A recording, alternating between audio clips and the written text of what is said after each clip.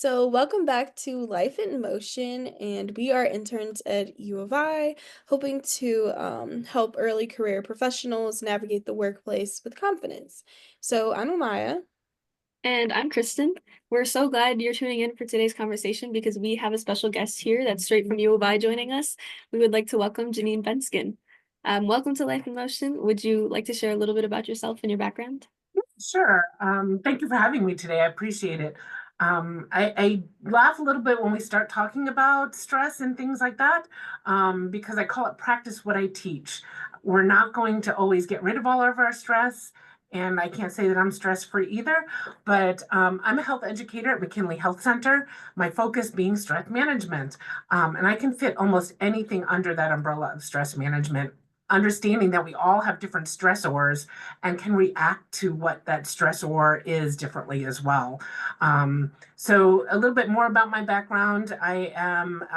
Did my master's work here in kinesiology and community health, also working on my PhD here as after I changed careers. So I know we're talking about first jobs, but I have some lived experience as well with changing careers, coming from a background in engineering and psychology, a career in business, and then changing into health and community health specifically and physical activity. So I kind of approach health and wellness and well-being from many different angles, and knowing that it's not just one thing that's affecting us and how many different stressors or things going on can interplay in our health and wellness and what that looks like.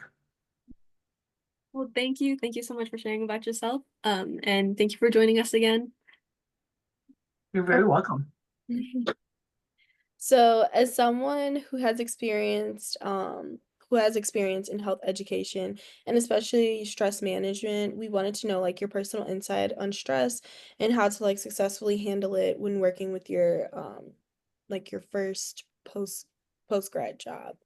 Yeah, so that's a big developmental stage, right? That's why I mentioned a little bit in my introduction about changing careers. So even though it's a first jobs are interesting, but that whole process, even getting to that first job might have been stressful, right? The interview process, the maybe even getting the grades and the GPA for your learning experience. Maybe you're taking standardized tests, the MCAT, the GRE, things like that for graduate school or potential. So thinking about what those first jobs look like, or maybe it's not your first job, but it's your first job in a new field or something that you enjoy, or maybe it's not your ideal job. It can be very different. But approaching any of those experiences with kind of tools, to sound a little cliche, tools in your toolbox to recognize what stress looks like for you. So as we're talking here, there's the three of us talking, and there's those of you listening and watching this later. Maybe our stress responses are all very different. And so recognizing even before we're starting that first job, what doing some self-reflection of what our own stress responses might have been in the past so that we can recognize them going into a new position or a new job, that we can manage them a little bit differently so they don't get worse. For an example, I will use when I started here at McKinley just a year ago. I was actually starting my job here at McKinley the first day. A friend of mine was starting his first day at a job in his dream career. And so he texted me. We had been applying for jobs together at the same time. And so we had stayed up to date on what was going on. So the morning, it was January 2nd, I remember it well, and it was icy and snowy, and I was outside. He had texted me in the morning saying, "Hey, first day, are you excited?" And I had texted back, "I woke up with a migraine." And so then I go outside to scrape my car and to drive over here to McKinley. And I turn around and he's standing right there. He was my neighbor. So he walked over to say, "Good luck." And it was after I had said, "Well, I have a migraine." And so he was recognizing in me, and I kind of recognized it myself as well.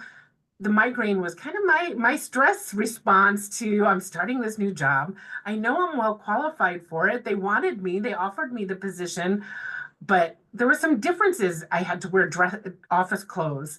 I'd been working from home and teaching part-time prior to that. So I wearing office clothes, dressing a little bit differently than I was used to dressing, meeting a lot of new people. There was things that I was excited for, but even good stress, like being excited for that, can show a stress response. And for me, that was that migraine.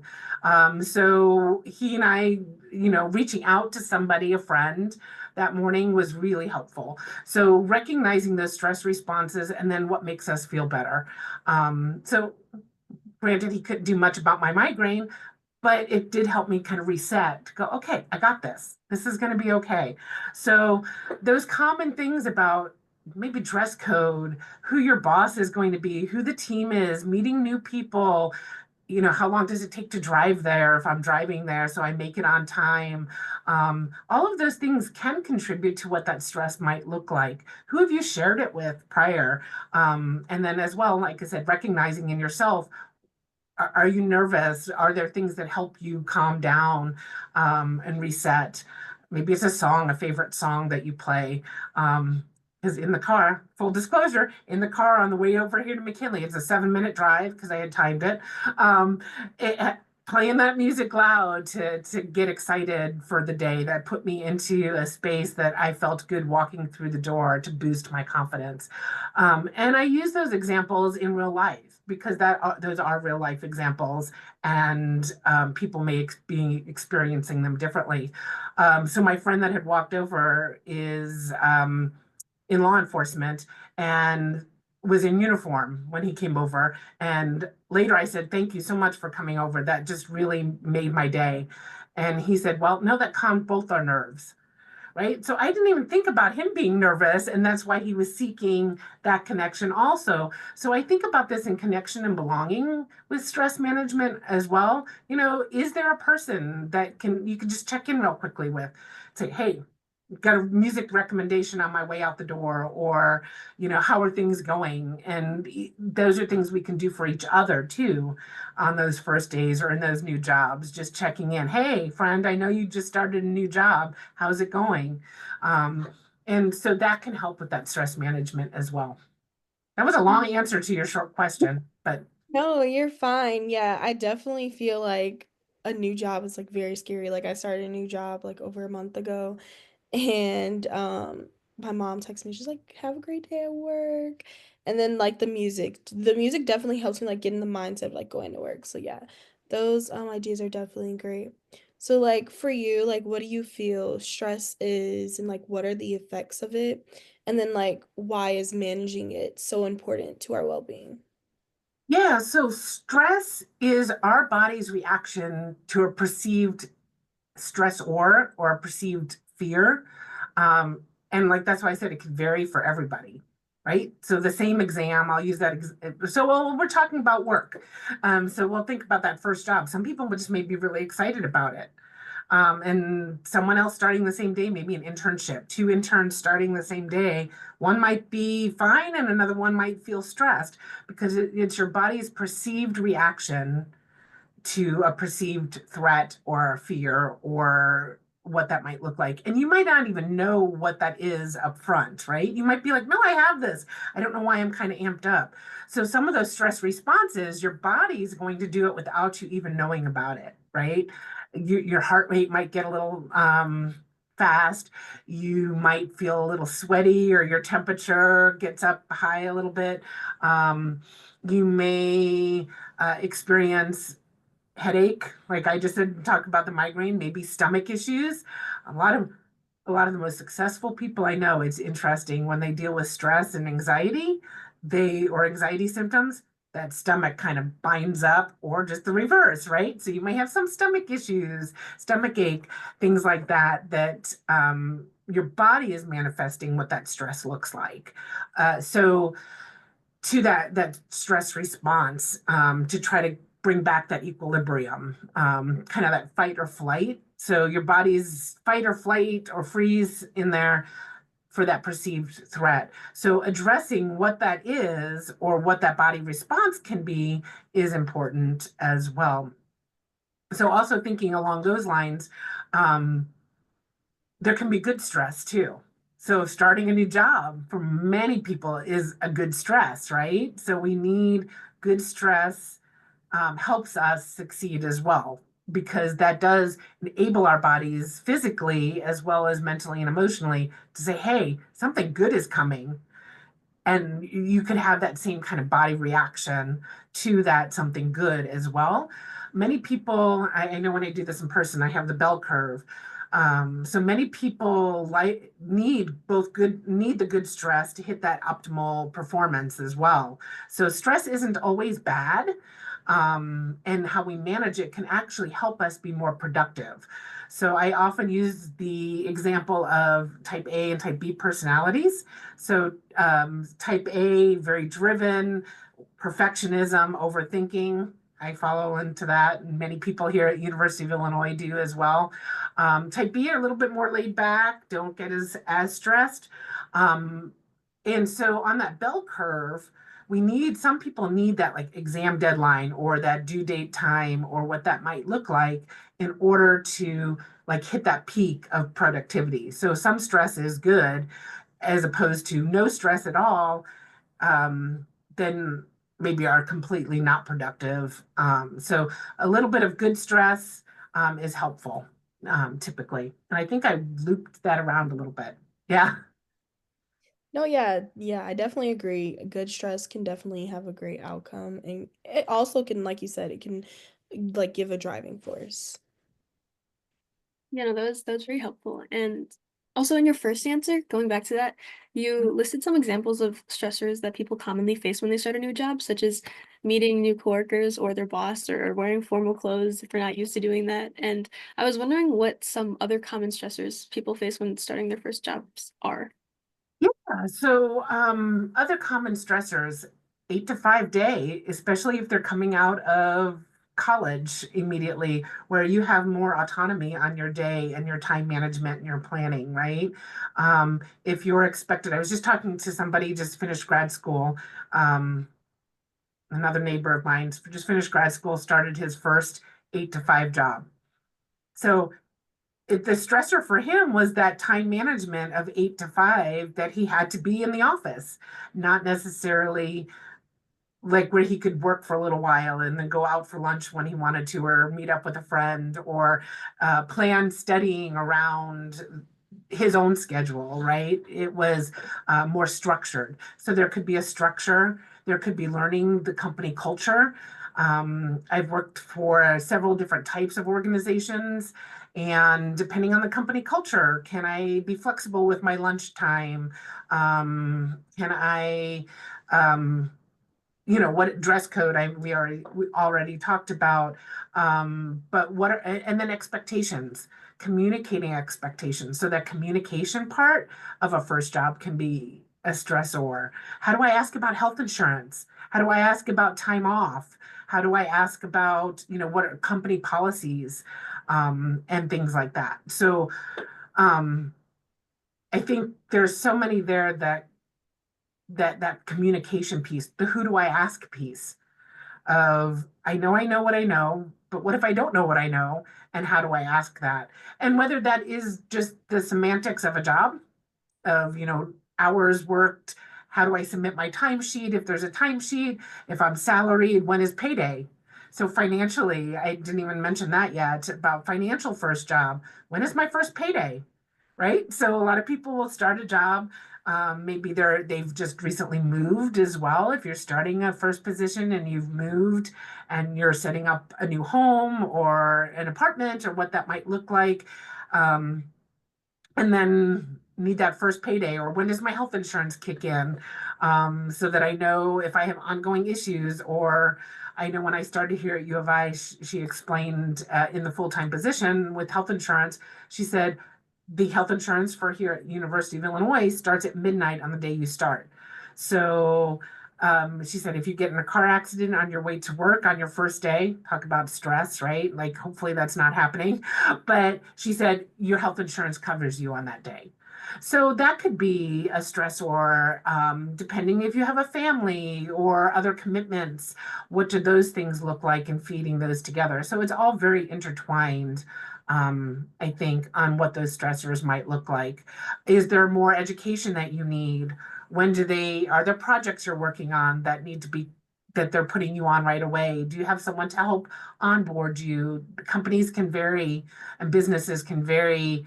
Is there a mentor in your workplace that you can go to ask questions, or an HR department?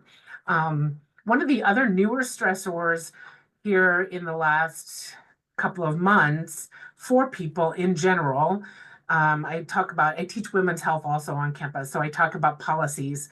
So I think about policy and things that have changed in the last couple months of, will I have a job? I've accepted this position, but will that position be there? Where is my funding coming from? There are many people here and in higher education that funding was based on scientific research coming from the federal government and things like that. So, where if it's a private organization or tied to the stock market or retail, right? What does that job look like, and the longevity of it? Is there room for growth in the job? So, and a lot of these things don't have to be answered right away. So part of what I think about, and I'm kind of looking over at some of your questions too, part of that too is like breaking down what in that short term, what do I need for today versus what do I need long term, and deciding like maybe which things to focus on, identifying those stressors, and then which things to focus on when you need to. Yeah, no, that makes a lot of sense. I think the point you made about communication specifically is honestly not something that I've thought about. I feel like usually when I talk about people, like talk about myself being stressed, people usually say like, "Oh, just time manage better." And communication and not knowing what you're actually doing is actually a really interesting thing to think about that I've never acknowledged before. Yeah. I just met with one of the new employees here, that asked, there was a form that came through that she's like, what am I supposed to do with this? So it was just a colleague that has just started and wasn't sure what to do with an automated email thing that she got. So something can be something just as little as that, of Yeah. who do I ask? Do I want to ask my boss? Do I not want to ask my boss? Do I ask a colleague? Do I ask HR? And then the person also asked about paydays, right? Like, so sometimes things are, depending on the business you're working for, on the onboarding procedures, you might get a lot of information, or you might not get as much information as you feel comfortable with too. So communicating Yeah. expectations is really important, no matter whether it's an internship or a paid position. I really like that. Yeah. Yeah. Yeah, I definitely feel like you're right. I feel like different jobs, it's either I've seen jobs where it's like orientation is a week long, whereas a job it's like one day, then you're on your own. So I feel like I definitely understand where you're coming from. So like with that being said, like what are some like daily habits or routines that can like help ease the workplace stress? Yeah, so and you mentioned time management, Kristen, too. So kind of building in that time management with easing the workday stress and routines and habits. Um, for many people, those routines and habits kind of fit hand in hand with time management, making sure we're aware of, okay, 8 to 5, if the expectation is of my job is 8 to 5 and 40 hours a week, are there things like for self-care and stress management, like working out, going to the gym, or getting enough sleep, or time with my family? How do we fit those into our schedules, right? And that might look different, particularly in a first job, where maybe you could wake up at 7 o'clock or 7 o'clock in the morning and then go over to your gym and work out before you go to work at 9. Need to be at work at 9 or 10, or depending on what that is, or class. And now your first job wants you there at 8. And then, okay, so do I give up going to the gym, or do I give up sleeping? Or how much time does it take me to get ready? So fitting in the routines and habits that work within your lifestyle is what I always recommend. So like there's people that will say, oh, work out in the morning, get up early and work out in the morning before you go to work. Now, if that works for you, great, do it. But if that doesn't work, I know that I don't like to wake up before 6 a.m. If I wake up before 6 a.m., I'm like the migraine, the headache, I'm cranky. Even if I go work out at the gym, I'm still cranky. Like I don't like to feel rushed. So thinking about that in the mornings, if I know that I have to be somewhere at 8, I'm not getting up and going to the gym before that because I can't get showered and ready to go back. But exercise for me is one of the self-care things and workout routines that I need to keep on my calendar. So I had to learn to plan that for after work. Um, so I work till 5 and I can go to the gym on this day or on a day of the week that maybe I'm not having to be in as early or have a lower schedule. So putting in those routines, are you allowing yourself enough time for that routine that you like, that makes you feel good, or are you feeling rushed to go through it, right? Or are you doing it just because, and I'm going to pick on TikTok. I know we're on social media on YouTube right now, but picking on TikTok or social media, like best time of the day is to wake up at 4:30 and eat a healthy breakfast and go to the gym and right? Maybe that works for some people and that's perfect. If that works for you, do it. Make that part of your routine. But if that doesn't work for you, find that time frame that it does work for you and schedule it for yourself too.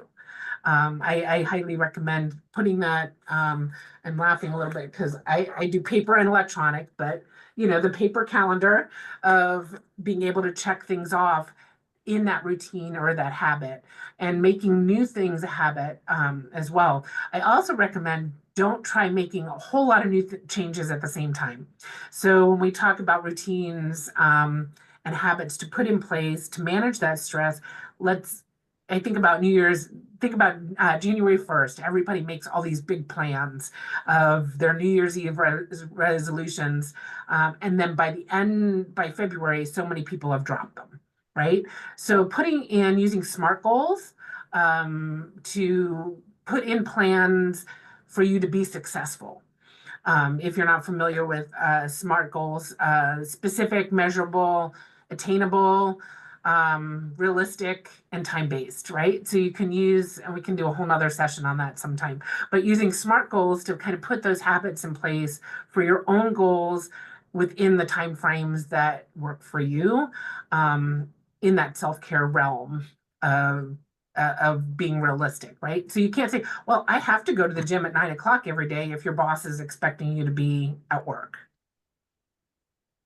Yeah, no, I think that's a really good point about there not being one solution that can work for everyone. It's about finding what works for you and then adjusting and slowly changing, also not doing it all at once. That's a really good tip. Until you find the thing that works for you ultimately. Yeah, and this isn't completely related, but when someone's working their first job, right, they're going to be learning and trying new things for the first time, and sometimes it doesn't go the way that they want and they mess up. And so what are some healthy ways that someone can cope with workplace failures or mistakes if it's, their first time working a job and they don't know what they're doing yet? Yeah, resilience. Resilience is so important to managing stress. Um, these are on my desk, not just for this interview, but I have the for now and yet. So adding statements to those failures, sometimes it's easy to go, to label it, I'm a failure, right? No, you haven't succeeded yet, or you haven't learned that yet, or for now, this isn't working, right? So you can kind of look at that situationally and know that it will get better as you learn. But I'm going to go back to that communication piece too.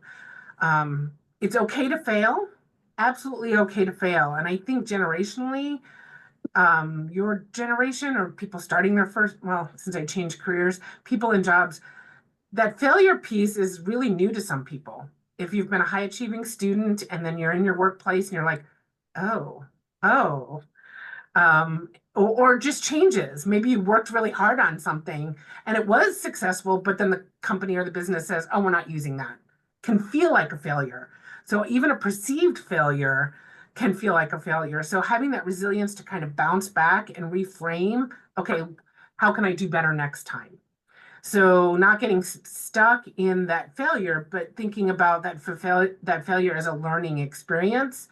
And then back to the communication. How can I do this better next time? If it's, you may a scolding from the boss or something like that, taking that time to just take a breath, say, what can I learn from this? how can I do this better next time, is important. Even asking yourself and then asking a colleague or a boss, if there's meetings in a professional manner, how can I contribute my skill set to this project or to what's happening?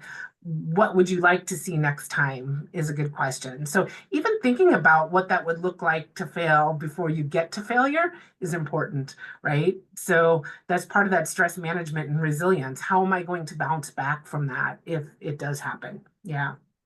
Yeah, I definitely love your little post-it notes. That's a great daily reminder to basically keep going, keep pushing through.